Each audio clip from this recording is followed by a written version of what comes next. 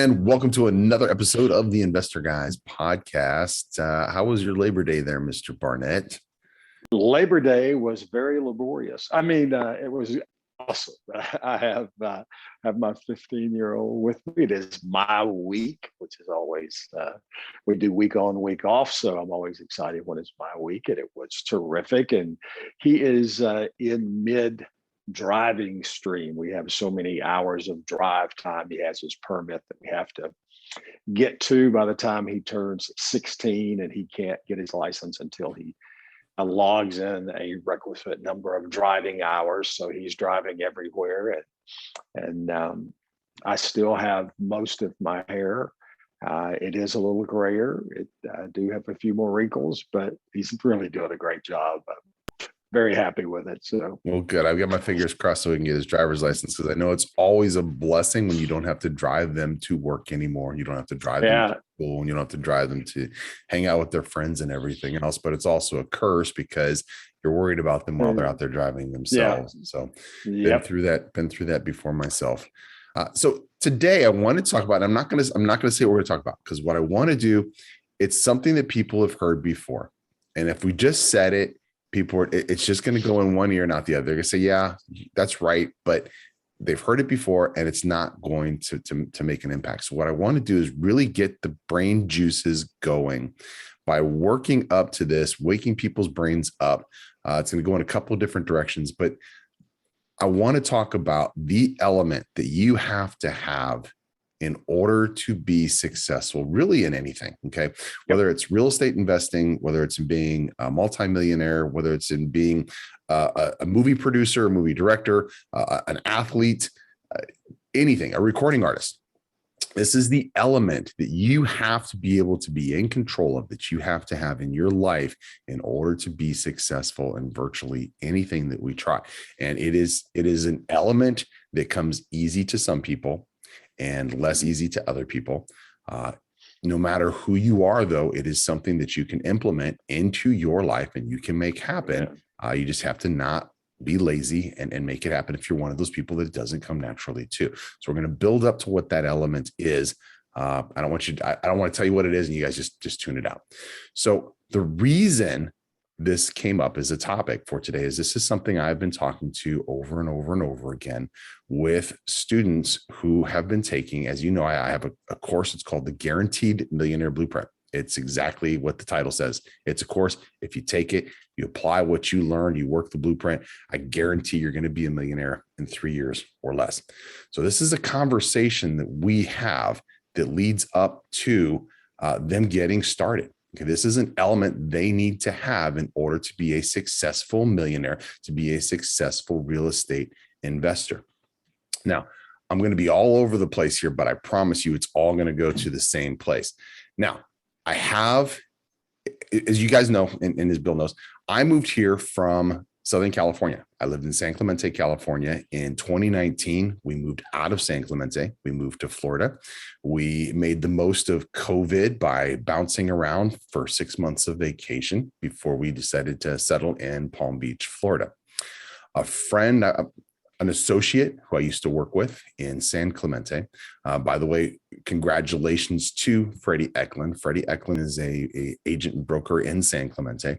He sold this house in San Clemente for $38 million over last week, actually.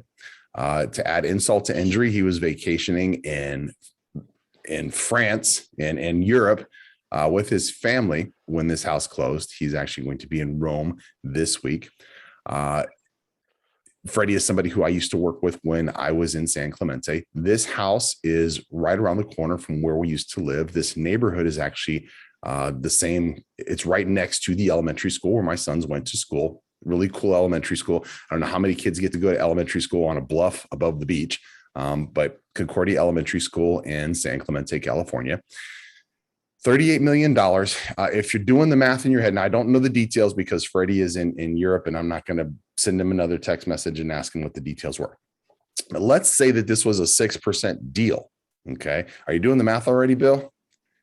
So let's say Yeah, it's it's 6%. Let's say he only had half of this deal. Let's say he only sure, represented the seller because he sure. represented the seller on this property.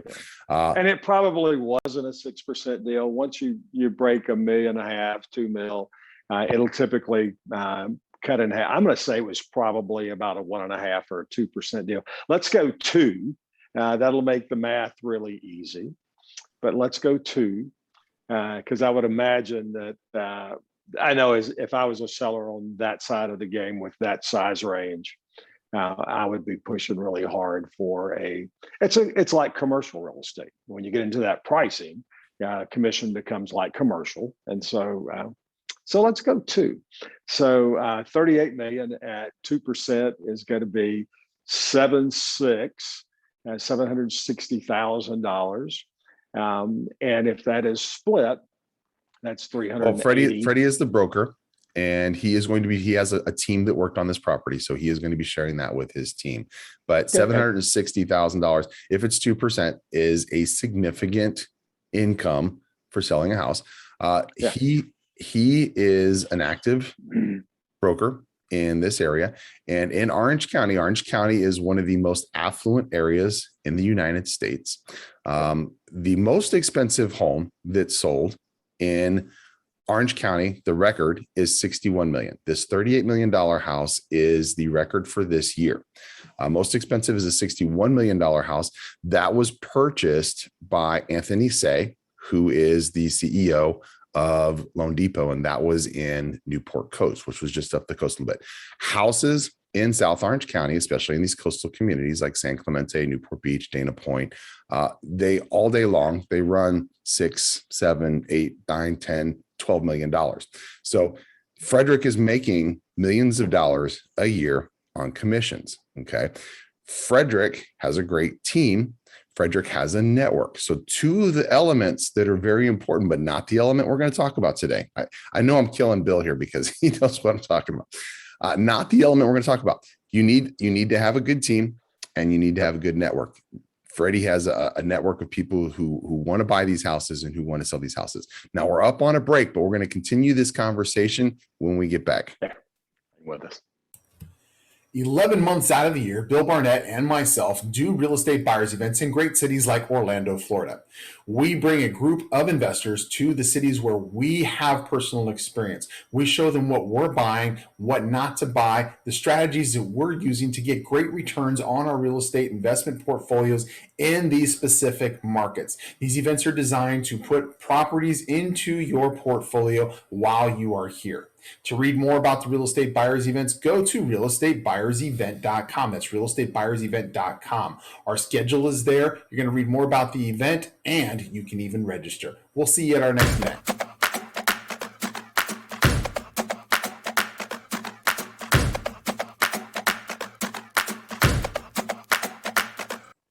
And we are back. And just before the break, we were talking about a house in Orange County that sold for $38 million. I'm leading up to a crucial element that you have to have in your life to be successful.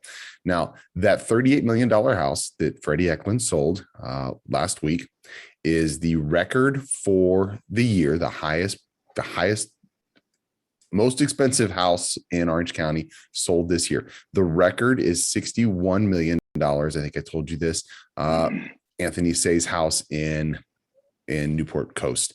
That is the record. Now, fast forward to Palm Beach, where I live now. This house sold in February of this year for $140 million. It was a cash deal. And we'll talk about how when you buy houses like this, you kind of have to pay cash. You kind of have to have cash because nobody's going to finance it. This was a cash deal. This was bought by an unnamed Russian billionaire. A few years ago, 2017, this was an empty lot. This empty lot was owned by, interestingly enough, former President Donald Trump. The empty lot sold in 2017 for $37 million, for $1 million less than that beautiful house in San Clemente sold for. Now, we're going to switch gears a little bit again, and I promise it's all going to the same place. When I started the Guaranteed Millionaire, when I was putting the program together, I thought that was just the most amazing program. I thought, what could get better than a program that guarantees you're going to be a millionaire? And I didn't think I could outdo myself. And as soon as I launched the program, I just kept thinking, what's better? How can I make this better? I threw the guarantee in because I think, I didn't know any other way to make it better. What's better? What's better? What's better? Bill, what is better than being a millionaire? Being a billionaire. Being a billionaire. In fact, it's part of your name, Bill, Yeah. Billionaire. So I launched a program called the Billionaire Training Academy, which was one of the things I was going to talk to you about today. This is kind of my Cool. surprise with you.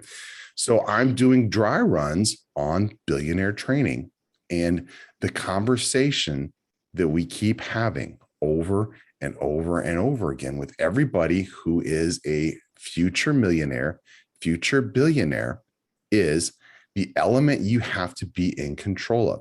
Now, I'm going to twist, let you twist in the wind just a little bit more. Okay, I'm going to twist it up even more. We hear over and over, we hear gurus say, you need to have that millionaire mindset. You need to have that billionaire mindset. You need to have that real estate mindset. You need to have that investor mindset.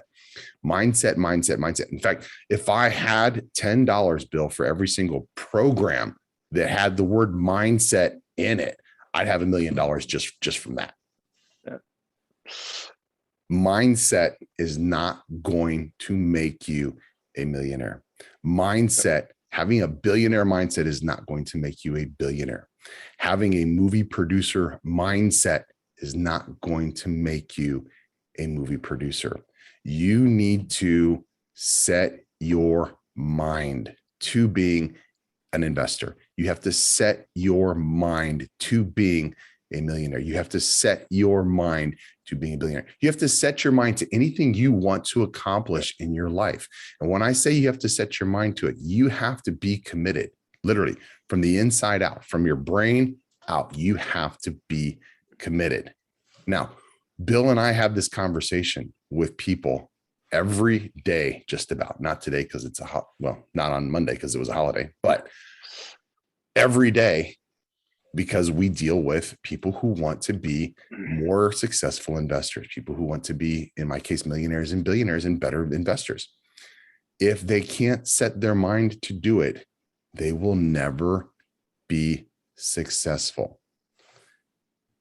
Now, since I left you twisting in the wind for 2 segments here, what do you want to add to that? I mean, is there anything that you can wrap this up with a pretty bow that I missed? Well, there's something, I don't know about wrapping it up. There's something I'd certainly add to that. So one of the just key differences between having mindset and setting your mind to something is decision. When you decide, that changes you from having the mindset to now you have set your mind when you make a decision. And all of us, and if you will examine your life, there's been a time in your life, and for everybody that's watching or listening, there's been a time in your life that you set your mind to something. And you went out and you made a decision, and then you went about saying, how do I now make that decision a reality? And that's the difference between mindset and setting your mind to something. So mindset is very much the vision. We have to have that, the dream, all that stuff. And that's all very important. However, there is a very practical, pragmatic step forward that crosses a different line when you go from mindset to setting your mind. And when you set your mind, that's the decision process. Now it becomes, okay, this is what I am trying to accomplish. I have now set my mind to achieve this goal. Now I'm going to build a battle plan. I talk with my students all the time about battle plan. What's your war plan? What's your battle plan? What's your game plan? See, you got to have that goal. Yes, that's your start. You got to know where you're going. You got to plan to get there. But once you have that, now you got to step back and break it down and say, okay, now how do I get there? Because if I'm looking at that, as you know, I've recently lost 45 pounds since March. In March, if I had said, and I've been plateaued for about 3 weeks now. So in March, if I'd said, okay, so by the end of August, so that's what, 4 months, March, April, May, June, July, 6 months. By the end of August, I'm going to have lost 45 pounds. That might seem completely overwhelming. So, wow, it's what am I going to cut my legs off? What am I going to do to lose 45 pounds in that short a time frame? But when you break it down, I started breaking it down this way, because this applies. This is what's so important, is that it applies to every decision that we make that is more than something that, oh, gee, I'm going to, where we're going to have lunch today. I have to have a plan to do that. You and I, and to our audience, we talk about, to you guys out there all the time, the numbers, the numbers, the numbers, the numbers. You got to understand the numbers, because it's all about the numbers. That's exactly what happened with 45 pounds.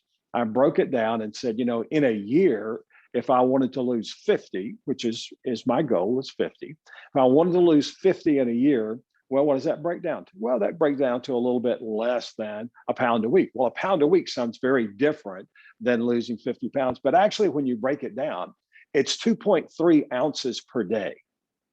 Now, if I were to come to you and say, Kevin, you can be whatever weight you want to be, as long as today you're able to lose 2.3 ounces. I don't know of anybody that would look at that and go, I don't think I could lose 2 ounces in a day. I think I can do that by shaving in the morning. Yeah, literally. So that's the thing, though. But we step back, we start building the plan. Now the attack plan becomes, how do I achieve this piece? I'm not trying to achieve this piece today. This piece will take care of itself. This is what I've got to achieve today. And it doesn't make any difference whether we're buying a $38 million home, we're buying our first home, whether we're becoming a millionaire, whether we're becoming a multimillionaire. We all have to start with that game plan. We have the mindset, but then we step into action when we set our mind to it. Yes. Setting our mind is the dedication and the commitment to accomplish what we have decided we are going to do. Now, I can tell you the most important thing is, if you have set your mind to do something and you're that kind of person who's going to see it through, and we've seen this, everybody has this to some degree or another. You've seen people, and it may even have been you've set your mind to get new furniture for your living room. Okay. Yeah. And you will go through every single step that you have to do, going out, finding the new set that you want, getting rid of the old set, having it moved in, redecorating your living room. You set your mind to do that and you accomplished it. All we're doing is setting our mind to do something that's going to require a little more work than redoing our living room. I've got allergies and my eyes are running. So it is the dedication, it is the commitment to achieving our goals. Now we're over on this segment, but we're going to be back, and I've got some more gems for you when we get back. Excellent. We'll be back in just a second. Excellent. Once a month, with the exception of December, Bill and I go to markets where we have experience, and we host a real estate buyers event. These are markets that have great return potential for your real estate portfolio. We're going to show you the properties that we buy. We're going to show you where to buy, where not to buy, the strategies to use to make great income from these properties. We're also going to show you resources and individuals here on the ground that you can use to start building your team so that you can repeat this process over and over. The real estate buyers events are designed to put high-performing properties in your portfolio right away. If you're interested in hearing more about the Real Estate Buyers Event, realestatebuyersevent.com. That's realestatebuyersevent.com. Read more about the events, check out the schedule, and register. We'll see you there.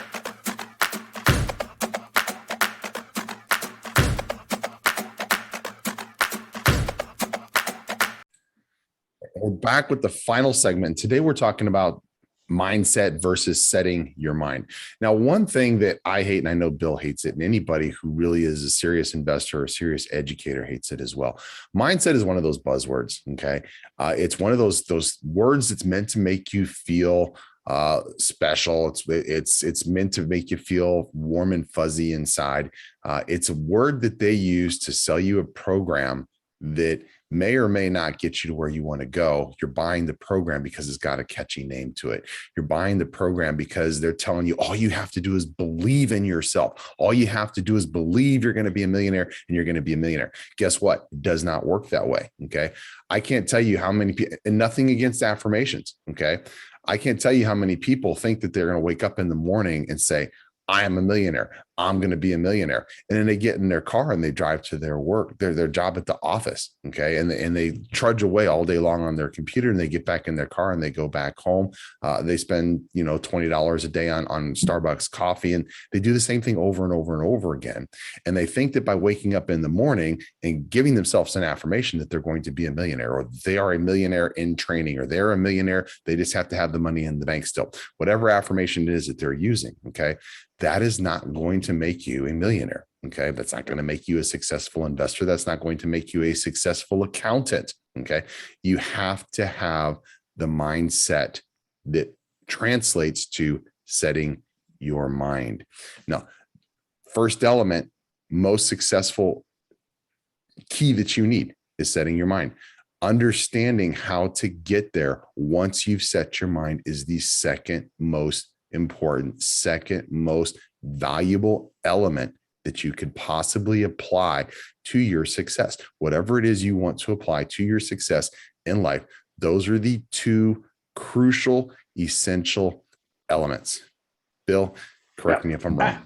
No, you're absolutely spot on. And I want to just hammer this again so that, we'll take it in several different analogies so that people don't miss it. So growing up, I've been like you, I've been a car nut my whole life. So growing up, the first car I remember, still one of my favorites, but the first car I ever really remember is Corvette. Man, that was the ultimate car for a red-blooded American male growing up in the 50s and 60s. And I was born in the mid 50s. And so, man, the Corvette was just it.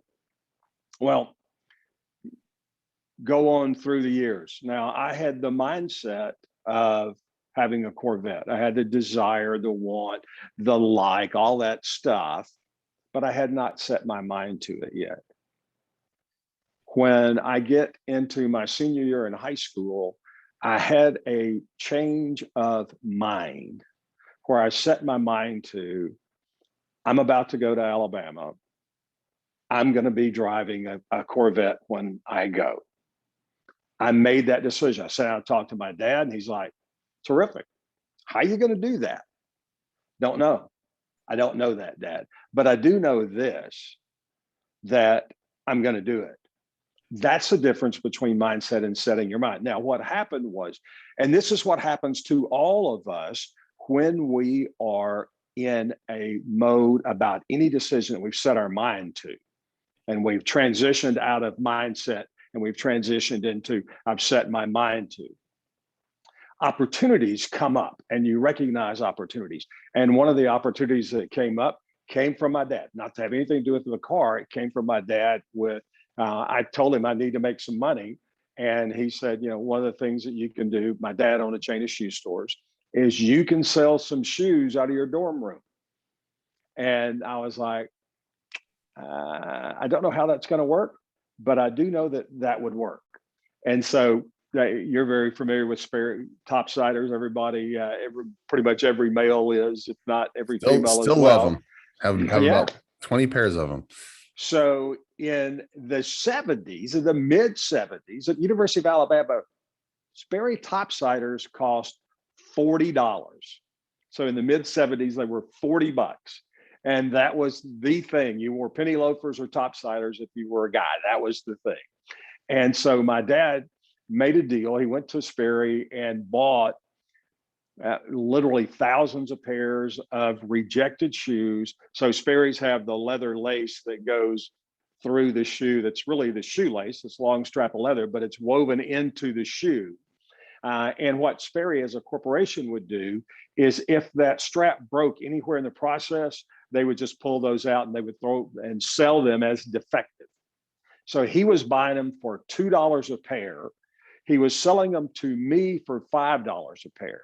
I was then going and buying a piece of leather strap that was about 2.5 feet long.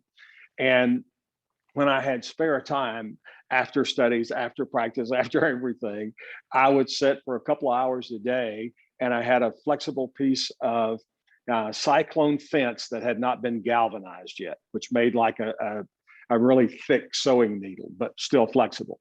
And I would weave it through these Sperry's and relace them. Now they're fine again. And I would sell them for $20 cash, tactically everything. And so I had several hundred pair of those in my dorm room. In fact, had to move into an apartment to be able to control the inventory because I had so much. And here's what happened. Going into the second semester, I bought a year-old Corvette. So my dad, I had called my dad. C3? What year? 74. C3. So I bought it in 75. So 350 automatic, nothing racy about it, but I was more concerned. I wanted white with a black leather interior. That was the ultimate for me. And I told my dad that, and we're getting into second semester, and he called me one day and he goes, "If you're ready, I have your car." And I'm like, "What do you mean?" He goes, "Because my dad owned a chain of shoe stores, but my mother ran the stores, and my dad worked for a Chevrolet dealership. And he was in sales for a Chevrolet dealership. That's how he funded starting all the shoe stores." And he said, "Well, we just repoed a car. It's got 3,000 miles on it. It's a Corvette. It's barely a year old. It is white with black leather. It's got 3,000 miles on it." I'm like, "Bring it home, done." And he said, "Well, we got to talk about paying for it." I said, "Well, I'm going to write you a check. You got a pretty good idea." And he did. He had a very good idea because I was buying my inventory from him. He had a pretty good idea of how many pairs of shoes I had sold. He knew what I was selling them for. And so all of that happened because there was a shift from mindset. Gee, that's what I want to do. I want to buy that Corvette. To setting your mind, no, I don't want to. I am going to. And now I'm going to figure out how to do that. And as you're in that mode, whatever it happens to be, and it absolutely applies to anything with business, when you're in that mindset, then the opportunities, which are always there, now you start to recognize. That's the difference between being in mindset and setting your mind, is now your eyes open to the opportunities that are out there for you to be able to achieve the thing that you are trying to achieve. I want to add one more quick story. Tom Bellew. So we talk about billionaires a lot. Tom is a billionaire. Tom is the man that founded Quest protein bars. I had a great pleasure of hearing him live in January of 20 before the stupidity hit. Before the pandemic hit. And I had a chance to hear Tom live. And in a little over 4 years, he went from starting that company to selling it for $1 billion in a little over 4 years. That is an incredibly amazing story, but it is the epitome of going from mindset to setting your mind. And we're over, but I do want to share one more thing, because this is also something. I'm going to do a short story to lead up to it. Bill, I know he's from the South. We haven't had this conversation before, but gumbo is just one of those things. If you've ever had it, you love it. Great gumbo is just, it's better than drugs. I'm not a drug addict. I don't use drugs, but I promise this is, if I could just do great gumbo. Gumbo's hard to beat. So bad gumbo, you can still handle it. It's okay. But great gumbo, it's like, oh my goodness. I had some gumbo from local place here. The gumbo was excellent. It was amazing. And I let the chef know. I said, this is probably the best gumbo I've ever had. He explained to me that he has spent 15 years perfecting this gumbo to make it taste the way it is. He has added little bits this and taken away little bits of that and just gotten the right formula, essentially the recipe for making this gumbo. He spent 15 years doing it. Okay. He set his mind to making the most perfect gumbo. Okay. Guess what? If I had his recipe, I could make the most perfect gumbo, and it wouldn't take me 15 years to do it. Somebody put in the time, somebody put in the effort. It was him. He spent 15 years setting his mind to making the perfect pot of gumbo. I can make what I agree is the perfect pot of gumbo if I only had his recipe. Now, it doesn't mean I don't have to set my mind. I need to set my mind to getting that recipe. I need to set my mind to making that perfect pot of gumbo, and then beyond, whatever else I want to do. Maybe I need the perfect set of cornbread to go with that perfect gumbo. Cornbread and gumbo, forget it, I'm gone. My point is, if you have somebody who has done the legwork for you before, if you have somebody who has that foundation, who knows that roadmap, where that roadmap leads, you can save time. I told my sons this all the time when they're growing up. If you want to know how something's going to turn out, ask somebody who has been there before. Ask somebody who is older. I guarantee you, they've had that experience. They can tell you exactly what's going to happen. Doesn't mean they did it. Doesn't mean they didn't make the exact same mistakes that we expected they were going to make, because sometimes people are hard-headed and they think that doing it their way or doing it the easy way is going to have a different outcome.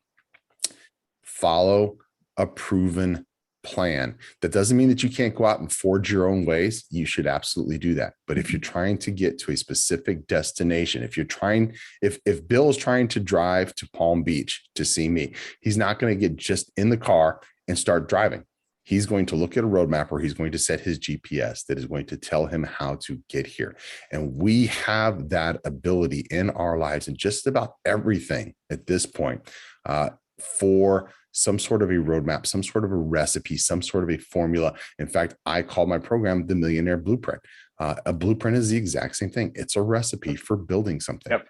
Save yourself some heartache. Save yourself some time. Set your mind to being that successful person, whatever it is you want to do, however you want to realize that success in your life, and set your mind to finding out how other people have done it.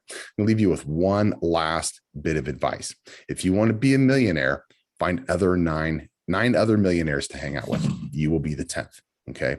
If you want to be a successful movie producer, find 9 other successful movie producers and you'll be the 10th. Surround yourself with people who know what they're doing and let it absorb into your brain. Closing thoughts there, Bill? We are way over.